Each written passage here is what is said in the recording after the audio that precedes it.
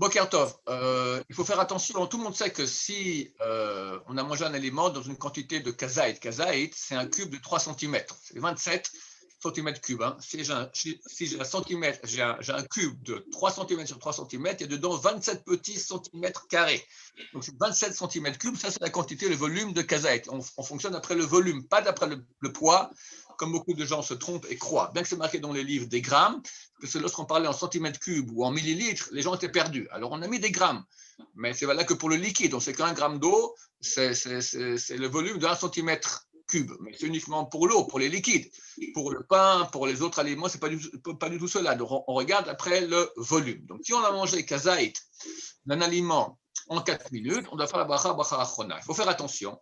Il y a un avis, c'est l'avis du Roche, qui dit que si on a mangé un aliment qui est entier, une créature entière qui a été créée comme ça de façon entière par Akadosh Baruch Hu. Par exemple, un petit pois, même un sésame, un pois chiche, d'accord, tout ce qui est entier, une amande, une noisette.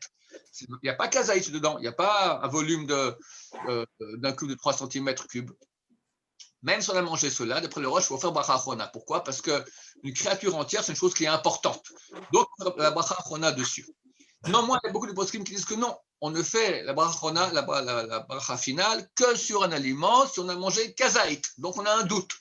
Vu qu'un bon juif ne doit pas rentrer dans les doutes de la halakha, s'il a mangé un sésame entier, d'accord, il vient poser la question, je fais bracha ou pas, on lui dit non, tu fais rien, parce qu'il y a un doute dans la halakha s'il faut faire ou pas. Et si on a un doute dans une bracha, on ne la fait pas.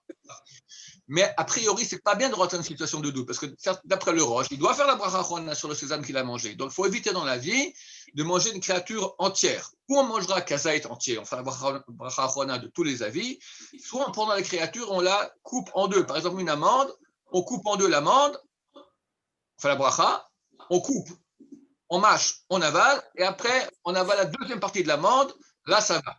Faut pas couper, mâcher, puis après remettre l'autre partie et mâcher et avaler d'un coup, parce que si on avale d'un coup, c'est considéré comme si on a mangé, oui, la chose entière, la créature de façon entière. Donc il faut avaler une partie, après réavaler l'autre partie. Dans ce cas-là, tout le monde est d'accord qu'il ne faut pas faire bracha achrona. Baruch Adonai, l'olam, amen, amen.